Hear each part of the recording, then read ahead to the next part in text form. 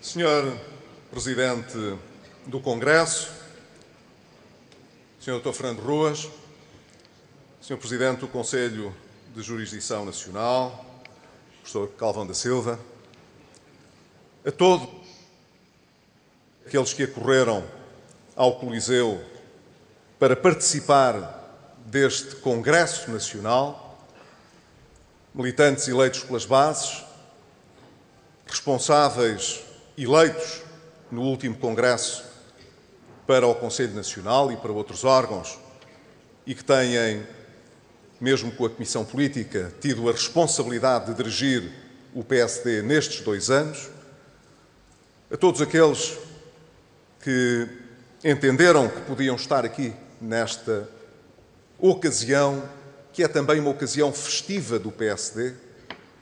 Nós comemoramos este ano 40 anos de vida do nosso partido, que se confunde em muitos aspectos também com os 40 anos de democracia que celebramos este ano em Portugal.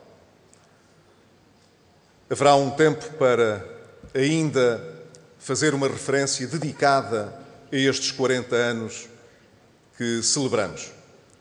Mas antes disso, como Presidente da Comissão Política Nacional, julgo que é importante dirigir-me ao Congresso e, por seu intermédio, ao país que nos quer acompanhar e que nos quer ouvir, prestando contas do que passou nestes 2 anos. Um Congresso é sempre um período em que se faz um balanço e em que se perspectiva o futuro. As duas coisas têm de acontecer aqui. É natural que eu comece por fazer um rápido balanço. Quando fizemos o nosso Congresso em 2012, estávamos em condições de aprovar o novo programa do PSD. Julgo que se recordam disso. A última vez que tínhamos revisto o nosso programa tinha sido justamente no final dos governos que foram presididos por Aníbal Cavaco Silva, ainda nos anos 90. Demorámos quase 20 anos a fazer a atualização do nosso programa. Podem ficar descansados, efetivamente, todos aqueles que temiam que pudesse haver uma descaracterização do PSD.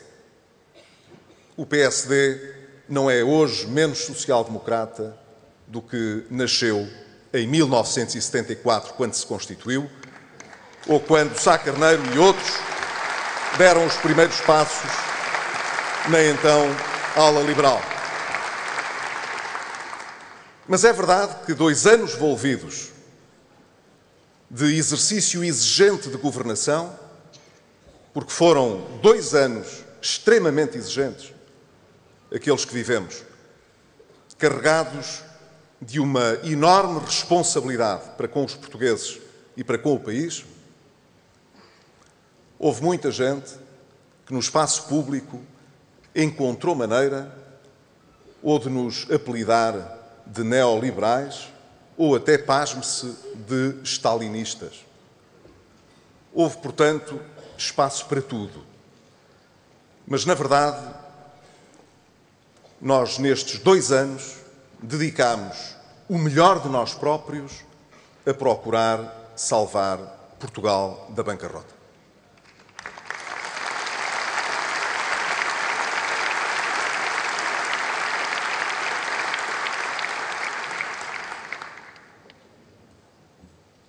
Quando fizemos o Congresso em 2012, ainda não sabíamos que 2012 seria o ano mais difícil do nosso processo de ajustamento. Ninguém tinha dúvidas de que íamos ser eleitos para um ciclo de grandes dificuldades. Mas, na verdade, a nossa economia nesse ano contraiu significativamente mais do que nós tínhamos previsto. 2012 foi, não há dúvida disso, o ano em que medidas mais difíceis tiveram de ser adotadas, e em que o impacto nos portugueses foi mais forte. Claro que 2 anos depois é natural que alguma medida mais que se tenha de tomar acabe por ter um efeito redobrado em quem já fez tantos sacrifícios. Nós sabemos que é assim. Quando se começa a levar alguma pancada, as primeiras, que podem ser as mais fortes, não são necessariamente as que doem mais. Às vezes doem mais quando já estamos mais doídos. E por isso estes 2 anos foram anos de muita exigência, como eu disse, mas também de muitos sacrifícios para todos. Sacrifícios para os portugueses, que lutaram arduamente para vencer a crise que se instalou.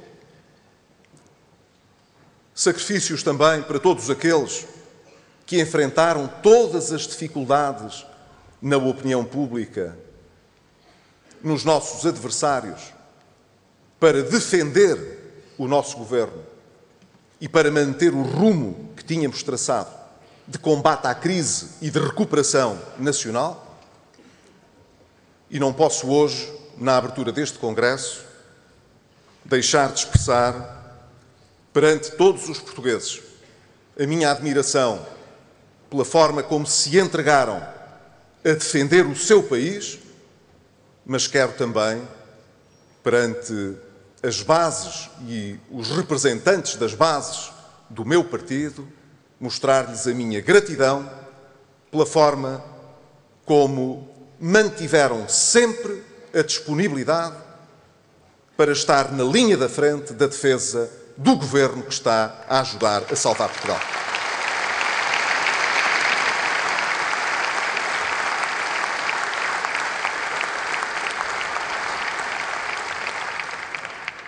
Dirão muitos, os 2 anos porque passamos e porque todos os portugueses passaram foram anos de grande injustiça. Há muita gente que tem essa percepção. Nós temos de ter consciência de que muitos portugueses olham hoje para nós e sabem que nós somos um exemplo de resiliência e de estabilidade para Portugal, mas que ainda manifestam o seu desagrado, às vezes a sua zanga, porque ainda há muitas pessoas zangadas pelo que aconteceu em Portugal. E é natural que muitas delas nos associem a esse período difícil. Mas a verdade, como eu tenho dito repetidamente, é que não fomos nós que trouxemos Portugal para o caminho da bancarrota. A bancarrota e o ajustamento que se lhe segue nunca pode ser um processo justo. É sempre injusto. É injusto que as pessoas tenham de sofrer no seu rendimento para poder corrigir os desequilíbrios que foram herdados. É injusto que as pessoas tenham de perder o seu trabalho, os seus postos de trabalho, os seus empregos, os seus pequenos negócios, as suas empresas, simplesmente porque o país foi mal governado durante muitos anos. Não há nenhuma justiça nisto.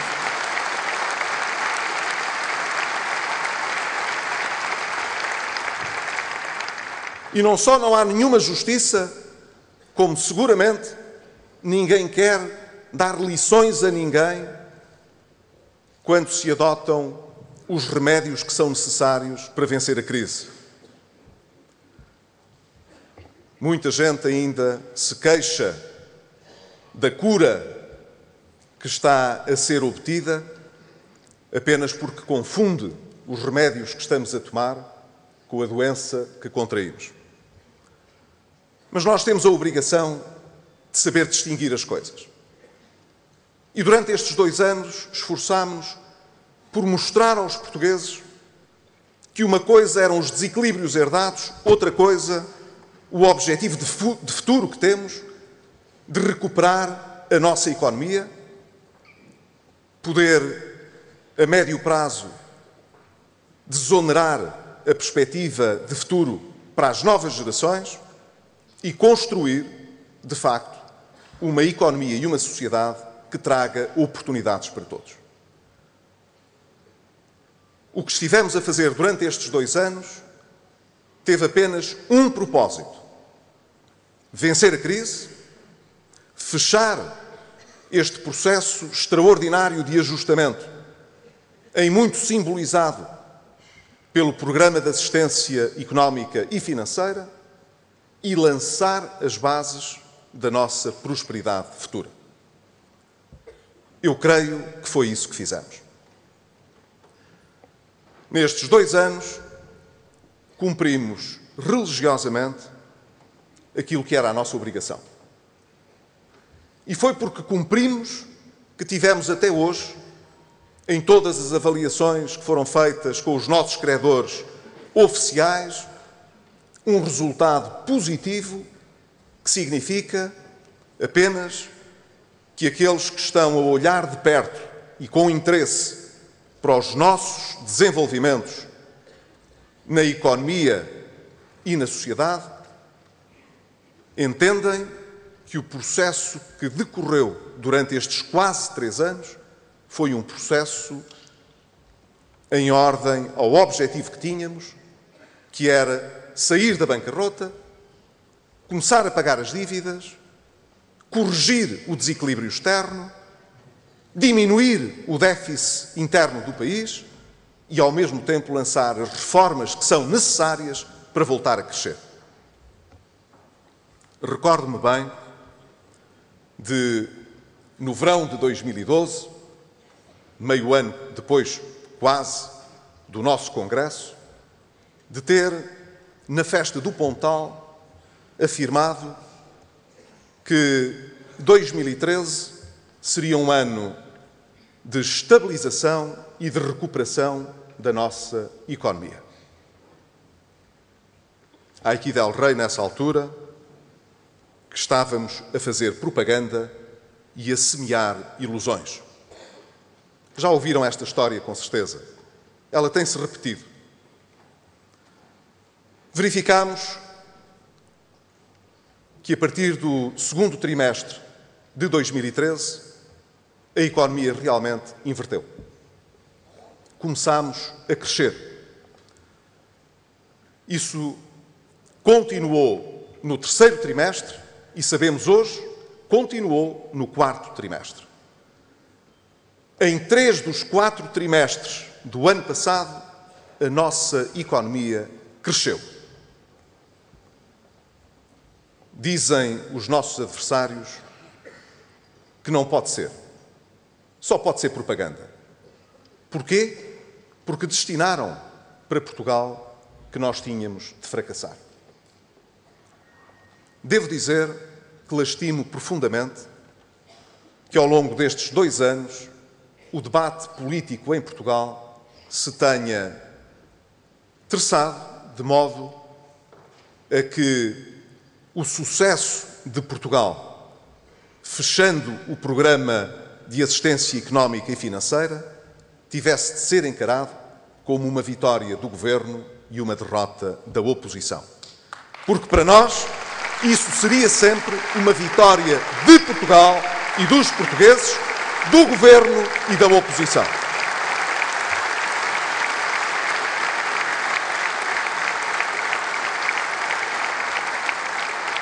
Pergunta-se hoje, legitimamente, estamos melhor ou pior?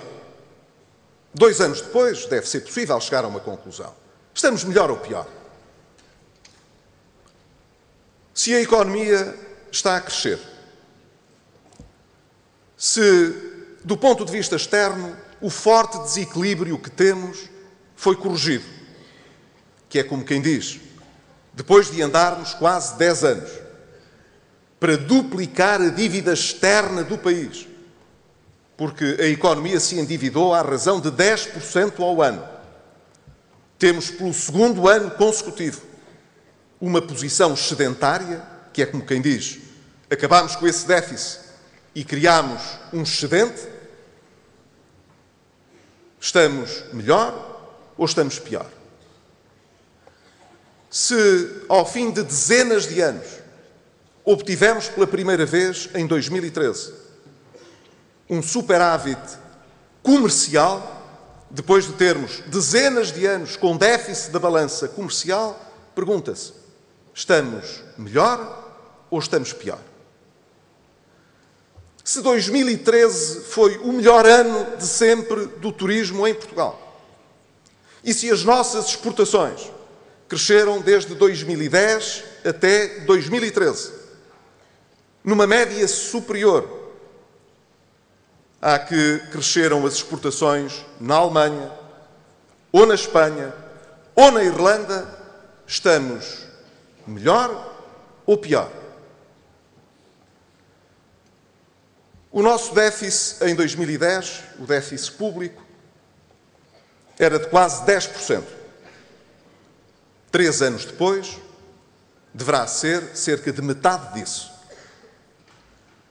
Mas se atendermos a um indicador mais impressivo sobre o esforço que se faz de correção da nossa despesa pública, que é o déficit estrutural, que é aquele que se obtém partindo do princípio de que as nossas receitas e as nossas despesas não são afetadas pela profunda crise que vivemos, quer dizer, se não tivéssemos de pagar tantos subsídios de desemprego e receber menos contribuições da Segurança Social, esse déficit estrutural era, em 2010, de quase 9%, 8,8%. Deverá ter sido, em 2013, ainda não temos o número final, inferior a 3%. Quer dizer, conseguimos que o déficit estrutural se reduzisse significativamente. E temos a possibilidade, este ano, de ter pela primeira vez um excedente primário, que é como quem diz, já não teríamos simplesmente déficit se não fossem os juros que temos de pagar pelo estoque de dívida pública que foi acumulado. Quando olhamos ao déficit, em qualquer caso, não tendo em conta a sua dimensão estrutural, temos hoje menos déficit do que tem a Irlanda e do que tem a Espanha. Pergunto, estaremos melhor ou pior? Quando, à pressa, contra a vontade do anterior Primeiro-Ministro, se solicitou a ajuda externa, porque, evidentemente, pedir ajuda externa era uma confissão de fracasso político. Na altura, pedir ajuda externa era assim como que assinar por baixo a declaração de irresponsabilidade na condução do país. Mas quando a situação é o que é, não há outra coisa a fazer se não pedir emprestado. Quando não se tem, pede-se emprestado. Foi o que se fez. Nessa altura, o Estado praticamente não dispunha de depósitos de dinheiro disponível, sequer para pagar as suas responsabilidades perante o exterior e, seguramente, as suas responsabilidades perante os portugueses. Hoje, o Estado tem a possibilidade de se financiar em mercado, ainda não de forma absolutamente plena, mas de forma suficiente para que as necessidades financeiras do todo o ano de 2014 estejam cobertas e já estamos a tratar de pré-financiar 2015. Estamos, portanto, com um ano de reservas para nos podermos bastar. Na altura, não tínhamos para 2 meses. Agora, apesar do que temos de refinanciar e de pagar e de amortizar, temos para 1 ano. Estamos melhor ou estamos pior? Postas assim as questões, nós precisamos de acrescentar. Bom, mas o país pagou um preço elevado pela melhoria que registou. Porque julgo, ninguém tem dúvidas que estamos melhor. Mas pagou-se um preço muito elevado por estarmos melhor. Veja-se o desemprego, que é, sem dúvida nenhuma, a maior chaga social que uma sociedade pode ter. E o nível elevadíssimo de desemprego que o país tem. Estamos pior no desemprego. Nós sabemos que estamos pior no desemprego. Mas há um ano atrás, quando começámos o ano de 2013, o desemprego era significativamente maior. Paulatinamente, mês após mês, o desemprego tem vindo a decrescer. Aparecem muitos críticos que dizem, não pode ser. Enquanto a taxa subia, isso representava o fracasso do governo. Mas agora, como a taxa desce, há qualquer coisa que não bate certo. Deve ser por causa da imigração. Se não é por causa da imigração, é por causa dos programas das políticas ativas de emprego que dão oportunidades aos nossos jovens para poderem ter estágios e acesso a emprego. Isso não conta. Pode contar na Espanha, pode contar na França, pode contar na Alemanha. Em Portugal não devia contar. Porquê? Porque a taxa de desemprego tem de ser maior. Mas não é. A taxa de desemprego, que é muito alta, é menor. E a taxa de emprego melhorou. Quer dizer, apesar do primeiro trimestre de 2013 ter sido um trimestre muito difícil, a verdade é que nos 3 trimestres subsequentes a economia teve capacidade para criar quase 130 mil novos postos de trabalho. Dir-se-á, então, há portugueses que ainda não sentem que estamos melhor do que há um ano. Há pelo menos 130 mil que sabem que estão melhor, porque arranjaram um emprego. E isso é muito importante e faz toda a diferença.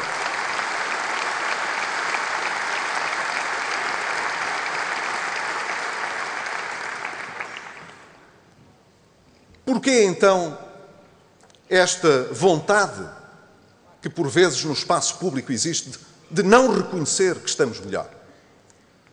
Já aqui o referi. Não vale a pena ter papas na língua. É pena que seja assim, mas é a verdade. Se o país estiver melhor, então aqueles homens e mulheres que estão pelo governo ainda pensam que podem ter a possibilidade, ainda que remota, de ganhar umas eleições. E isso é muito mau para quem está na oposição, porque depois do que passou, das medidas difíceis que foram tomadas, o que era natural e expectável para a oposição era derrotar quem está no governo. Por isso é que hoje a oposição está zangada com o que se passa no país. Está zangada porque não só não ajudou a que a nossa recuperação pudesse ser melhor, como acha que se recuperarmos, isso pode ser a sua desgraça eleitoral. É isto que hoje o país consegue perceber quando ouve os políticos no espaço público.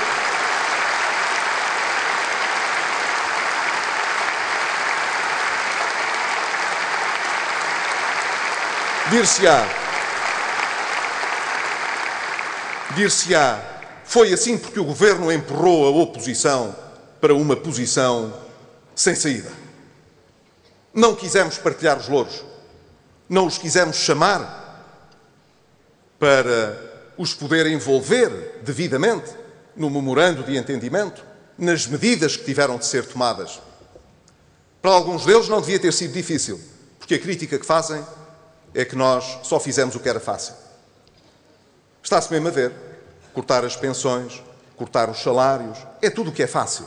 Foi tudo o que se fez durante anos em Portugal. Foi cortar salários e cortar pensões. Isso é facílimo. Dizem os nossos adversários, isso é o mais fácil.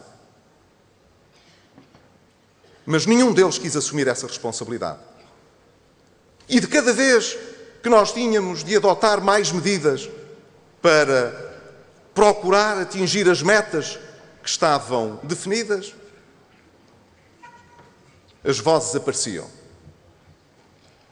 Este governo neoliberal só vai trazer o desemprego e só vai empobrecer o país e reduzir o rendimento aos portugueses. Dir-se-ia, bom, então devíamos ter espaço para ter mais déficit e para não ter de tomar estas medidas difíceis. Não, também não pode ser.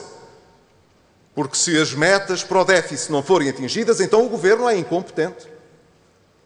Quer dizer, se o governo toma medidas para poder baixar o déficit, é mau para os portugueses. Mas se porventura a meta do déficit não for atingida, é péssimo, porque o governo é incompetente. Esta conversa tem sido permanente nestes 2 anos. Lamento profundamente que haja entre nós pessoas que tenham a mesma perspectiva. Quero dizer, nesta abertura do Congresso, que respeito profundamente as diferenças de opinião. Nunca ninguém me ouvirá, dentro do meu partido, a pretender silenciar, seja quem for. Seja quem for.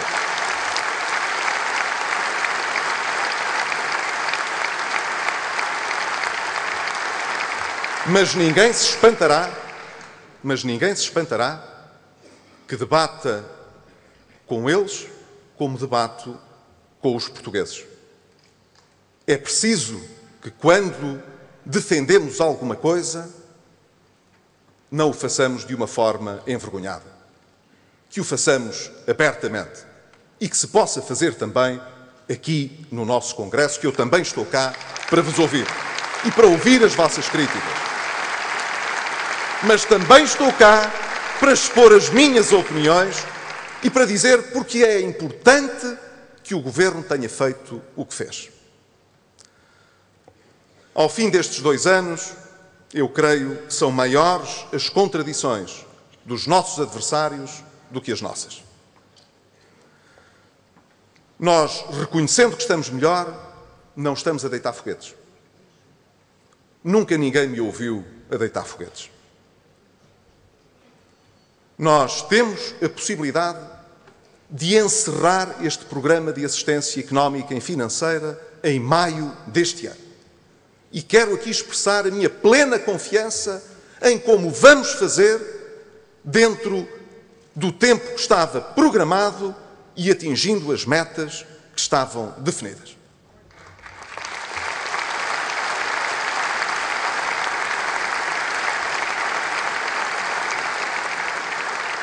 Sabemos, no entanto, que se esse dia chegar como eu sei que vai chegar,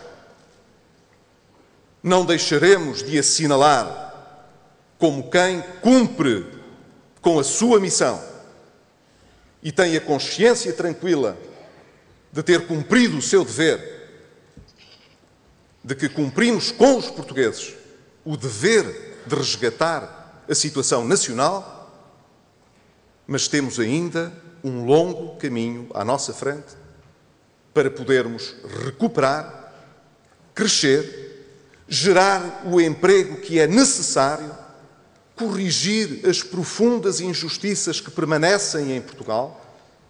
Não foram trazidas pelo nosso governo, mas evidentemente que uma situação de recessão económica e social não ajuda a corrigir as injustiças.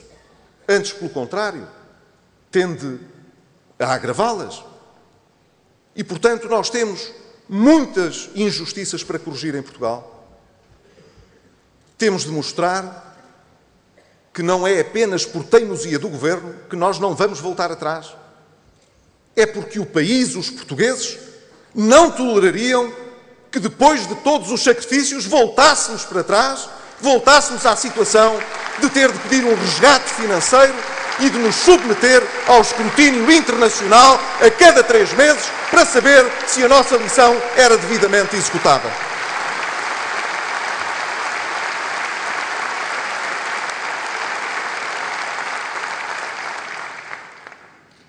Então, aparecem algumas vozes, agora, que perguntam: sim, senhor, as exportações correram bem, será sustentável? O déficit está a diminuir, mas será sustentável? Todo o caminho que fizemos até hoje e que trouxe estes resultados vão perdurar para o futuro? Há uma pequena ironia nesta dúvida. É que nos últimos quase 20 anos ninguém se preocupou com a insustentabilidade da dívida portuguesa, nem da economia portuguesa, nem do desemprego estrutural em Portugal, nem, como toda a gente sabe, na falta de rigor, que é a maior ameaça ao Estado Social que uma sociedade pode enfrentar.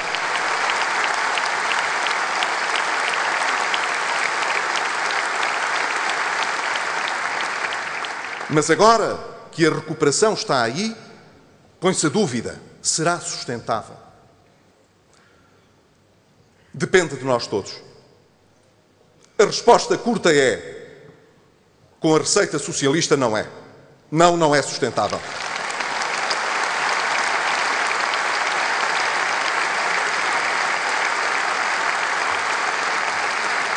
Mas com o caminho que nós trilhamos e com aquele que queremos trilhar para o futuro, eu acredito que é sustentável.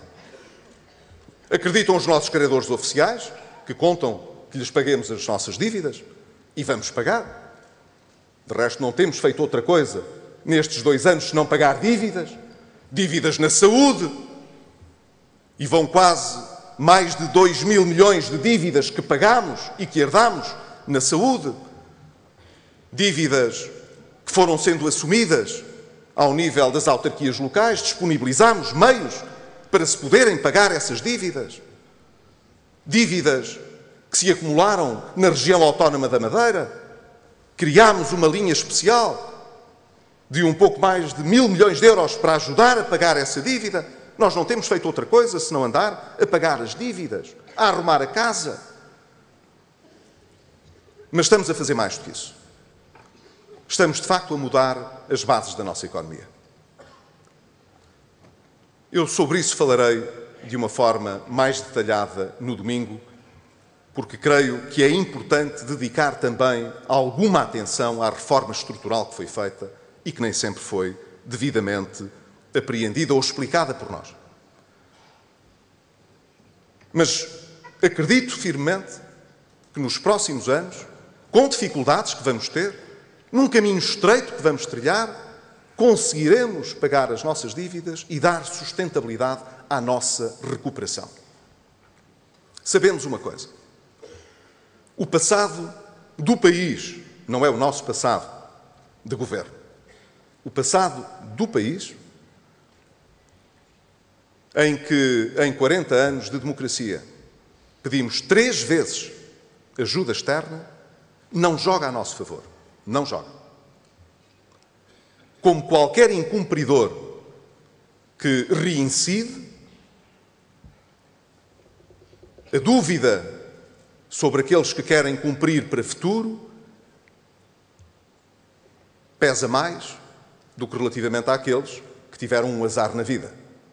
Quem tem um azar na vida, ajuda-se e a coisa passa. Quando se começam a ter azares a mais, é natural que se requeiram garantias adicionais. Nós não apagamos o nosso passado, mas sabemos que ele tem um custo. Impõe-nos um dever acrescido de responsabilidade e de exigência. Teremos, portanto, de ser mais exigentes e rigorosos do que em circunstâncias normais, porque já no passado, várias vezes, não fizemos o que era preciso. Em segundo lugar, teremos de mudar muitos hábitos no nosso país. E eles têm vindo a mudar, não há dúvida disso. Temos de dar um sentido de futuro permanente a esses novos hábitos. Já o estamos a fazer nas novas regras dos fundos comunitários que estamos a desenhar. Justamente para que os mais de 20.000 milhões de euros que vamos ter, fora os da agricultura, evidentemente, nos próximos 7 anos, possam ser gastos para gerar crescimento e emprego e não apenas obra pública que só traz encargos para o futuro. As novas regras, hoje, que estamos a desenhar, garantem-nos que vamos gastar melhor o dinheiro para o futuro. Seremos mais exigentes na qualidade da educação, na já elevada qualidade do nosso Serviço Nacional de Saúde, na forma como transferimos recursos no âmbito da segurança social para os cidadãos, garantindo que aqueles que mais precisam são realmente aqueles que podem obter esses recursos e não os outros, que evidentemente podem não precisar tanto e desafiam os que pagam os seus impostos a tempo e horas, apesar dos baixos rendimentos que possam ter. É isto que temos vindo a destinar para o futuro. É isto mal ou bom? Eu acho que é bom. E não há dúvida que é social-democrata, porque aquilo que deve orientar um princípio de social-democracia é a igualdade de oportunidades, não é o privilégio. Mesmo o pequeno privilégio, se há quem se ponha fora das suas obrigações para com a sociedade, tendo muito ou pouco, esse alguém está a ser um ónus importante para todos os outros que têm um fardo maior.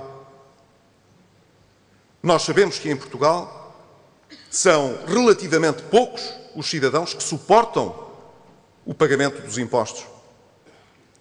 Na verdade, todos beneficiam da resposta pública, mas o encaixe que o Estado tem através do IRS deixa de fora uma parte muito significativa dos cidadãos. Dir-se-á, pois claro, recebem pouco, e como recebem pouco não podem pagar impostos.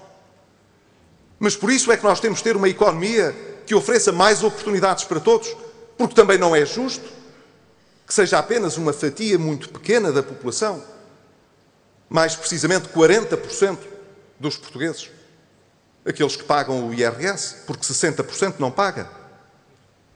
Apesar de ter saúde universal, acesso universal à educação, prestações sociais, mas não paga impostos diretos.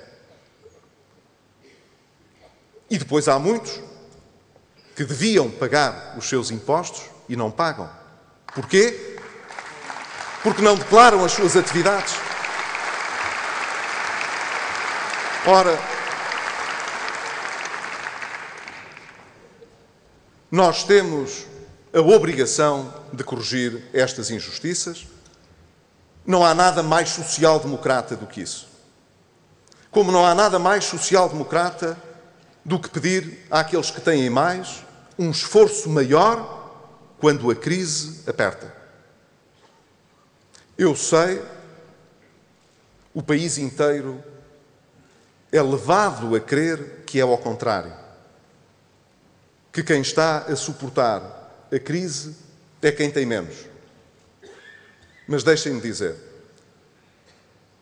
nas pensões, não é uma ficção, é a realidade. Nas pensões, 85% dos pensionistas não foram afetados por cortes nas pensões. Não quer dizer que não sofram a crise económica. Não foram afetados por cortes nas suas pensões. E uma parte deles, os que têm as pensões mínimas, viram as suas pensões atualizadas quando o anterior governo as tinha congelado. Isto é social-democrata ou não? Se aqueles que têm pensões mais elevadas têm uma taxa adicional de solidariedade, uma contribuição agravada sobre todos os outros e pagam muitíssimo mais, em alguns casos extremos, chegam a pagar quase metade daquilo que recebem, porque têm uma pensão elevada, evidentemente. Isso é um princípio social-democrata ou não? Eu não estou a destinar para o futuro que todos aqueles que têm pensões mais altas ou rendimentos mais elevados sejam particularmente penalizados. Por isso, tomáramos nós que a generalidade dos portugueses pudessem ter pensões mais elevadas e salários mais altos. Mas num momento de crise tão grande, em que precisamos de ser dupla e triplamente solidários, faz ou não faz sentido, perante os valores da social-democracia, que aqueles que têm rendimentos mais elevados tenham de ter, em cima de todos os impostos que já pagam, nomeadamente no IRS, uma taxa de solidariedade adicional? Eu acho que faz sentido. Como faz sentido nos pensionistas, como faz sentido naqueles que tinham ativos imobiliários acima de 1 milhão de euros, que têm uma tributação agravada por causa disso. Como é compreensível que em anos de dificuldades nós possamos solicitar contribuições extraordinárias, quer à banca, quer mesmo quando ela apresenta prejuízos, como aconteceu durante este ano, é preciso ter noção disso, como a outros setores que durante muitos anos foram setores mais protegidos da nossa economia. Faz sentido ou não faz? Eu acho que faz todo sentido. Então, se aqueles que têm mais pagam muito mais do que aquilo que era normal, do que vigorava para toda a gente, é ou não é um bom princípio social-democrata que nos deve guiar o de dizer a todos os portugueses que foi por um governo que é suportado por um Partido Social-Democrata que pudemos isentar ou pudemos aliviar o esforço que poderia ser pedido àqueles que têm menos, pedindo um contributo adicional àqueles que têm mais. Eu orgulho-me disso.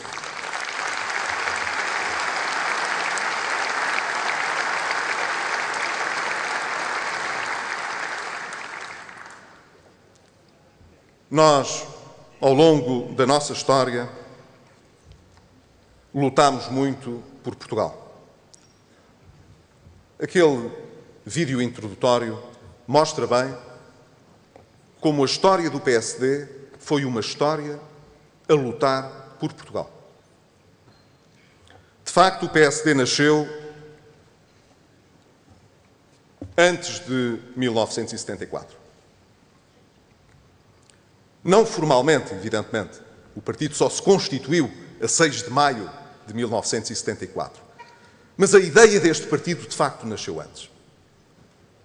Como já aqui referi, com Sá Carneiro e muitos outros, que felizmente alguns ainda estão entre nós, outros, embora entre nós já não estão dentro do nosso partido, mas nós não apagamos a história, como é evidente, e temos muito orgulho em que eles tenham estado associados ao nascimento do PSD. Outros também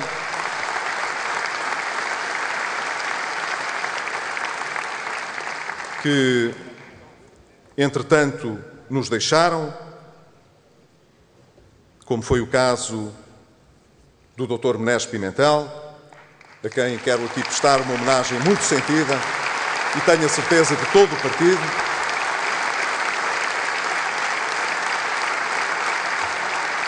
Mas nós, durante todos estes anos, lutámos muito por Portugal. Não lutámos sozinhos. Nós não temos esse tipo de manicaísmos. Nós sabemos que houve muita gente que foi decisiva para que a democracia vingasse em Portugal. Mas nós contamos-nos entre aqueles que foram importantes para que a democracia vingasse em Portugal.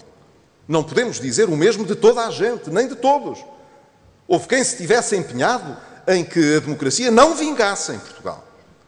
E muitos deles ainda estão hoje na sociedade portuguesa a cobrar-nos moralmente aquilo que decidimos ou não para resgatar Portugal e fazem-no como se estivéssemos nós a atentar contra a democracia, o que é extraordinário.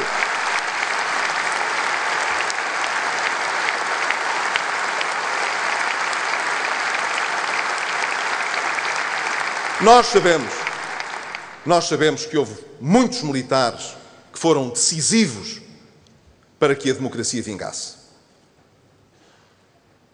Sabemos que houve muita gente no Partido Socialista que foi decisiva para que a democracia vingasse. E quero aqui evocar muito em particular Mário Soares e Salgado Jaime. Nós sabemos também que houve muita gente no movimento sindical que se bateu para que a democracia vingasse. E temos muita dessa gente também entre nós e entre os nossos militantes social-democratas que hoje estão nos TSD.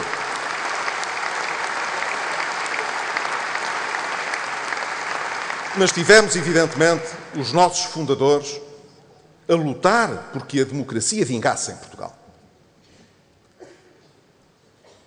Nós conseguimos, pela primeira vez, em 1979, por eleições livres, ver eleger um governo, então o governo da Aliança Democrática, chefiado por Francisco Sá Carneiro, que representou, então, a primeira grande esperança de que Portugal fechasse em definitivo o processo revolucionário e pudesse entrar numa democracia madura, não submetida à vigilância militar e com uma economia social de mercado. Sabemos como esse governo foi importante para que o país acreditasse que era possível mudar o que ninguém achava que fosse possível mudar em Portugal: a Constituição.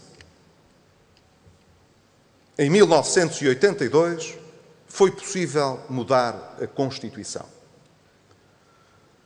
Na altura isso foi decisivo para que nós acedêssemos a uma democracia não tutelada militarmente. Há aqui ainda quem tenha boa memória desse processo. E entre nós ainda temos o nosso fundador, Francisco Pinto Balsemão, que evidentemente foi um dos que se bateu mais por essa revisão constitucional. Mas temos aqui também connosco um ex-presidente do partido, que hoje me dá o gosto de ser Ministro de Estado e dos Negócios Estrangeiros, o Sr. Dr. Rui Machete, que foi igualmente um homem tão decisivo na Constituinte pela instituição da nossa democracia, como foi depois para que nós pudéssemos ter um regime civilista e aberto de natureza parlamentar. Nessa altura, o Partido Socialista tinha medo. Tinha medo dos militares, tinha medo da extrema-esquerda, teve medo de muita coisa. Mas depois venceu os seus medos. E na altura, com Vítor Constâncio, no Partido Socialista, foi possível fazer uma revisão constitucional que foi decisiva para Portugal. Essa revisão constitucional chegou um pouco tarde para aquilo que era o nosso desejo. Mas ainda assim, chegou mais cedo porque lutámos muito por essa revisão da Constituição. Voltou a acontecer o mesmo em 1989. Nessa altura, e só nessa altura, já tinha caído o Muro de Berlim, ainda em Portugal se defendia a irreversibilidade das nacionalizações. Quer dizer, já na altura os europeus sabiam que não queriam estar a viver sob ditadura e sob ditadura de Estado. Ainda a nossa Constituição impunha que houvesse setores que não fossem abertos à iniciativa privada e empresas que não pudessem ser reprivatizadas. Foi possível fazer essa alteração da Constituição. Julgo que é importante que o Partido Socialista perdesse também aí o seu medo de perder o contacto com a fundação da nossa democracia. Mas nós sabemos que a nossa democracia não pode ser estática. A nossa democracia não é nunca um processo acabado e cristalizado.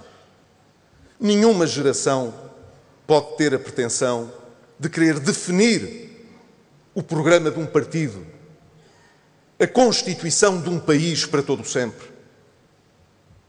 A sociedade evolui, deve evoluir para melhor, evidentemente, mas tem de evoluir com o livre-arbítrio, de acordo com a vontade dos seus membros, de modo a ajustar-se às suas aspirações.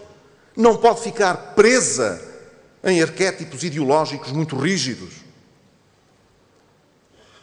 Nós lutámos muito porque Portugal pudesse ter uma Constituição melhor. E conseguimos ter uma Constituição melhor.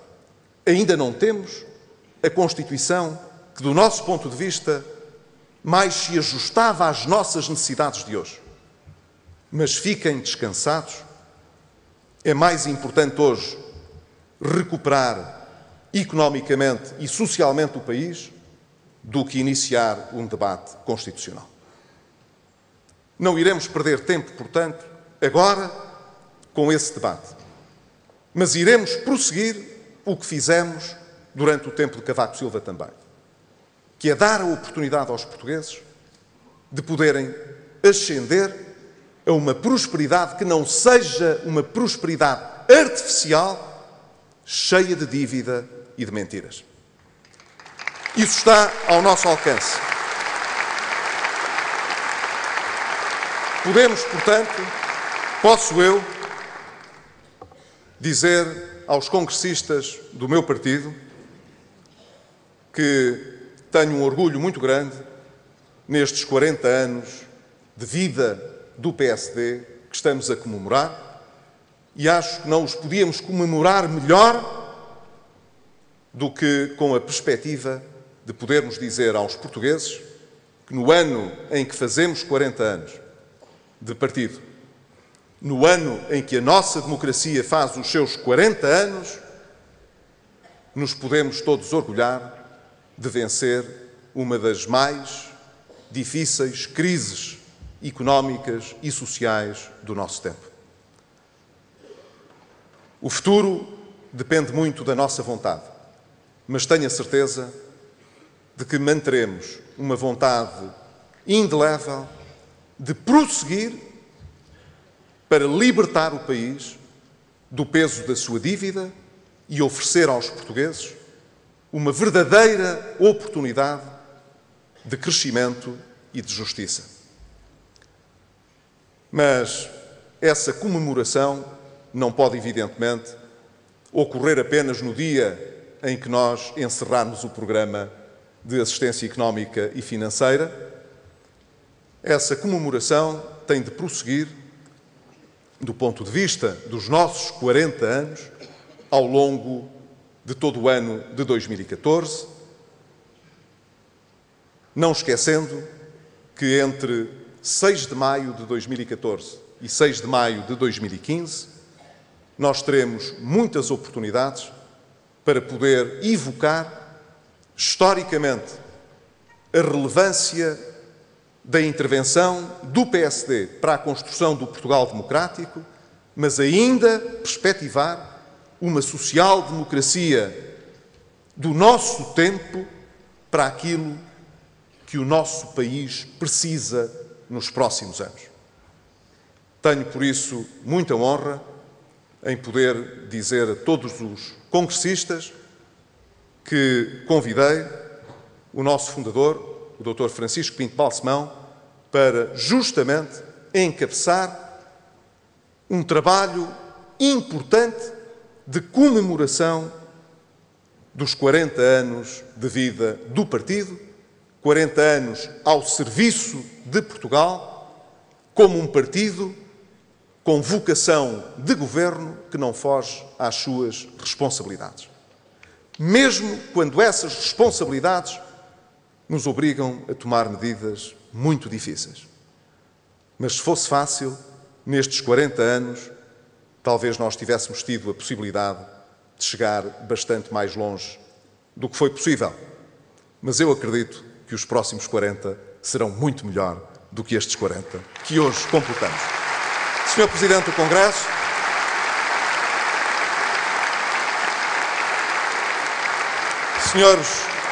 senhoras e senhores congressistas, tenho muito orgulho no meu partido, tenho a consciência tranquila de como Primeiro-Ministro, pela vontade do país e pela vossa vontade, estar a cumprir uma missão que o país necessita que seja bem-sucedida, e acredito que nestes 2 dias de Congresso que temos à nossa frente saberemos mostrar ao país que não foi um acaso termos conseguido chegar onde chegamos e não será um acaso acalentarmos a ambição de poder continuar a guiar os destinos do país nos anos próximos em que o país ainda precisa de nós. Um abraço. Viva Portugal!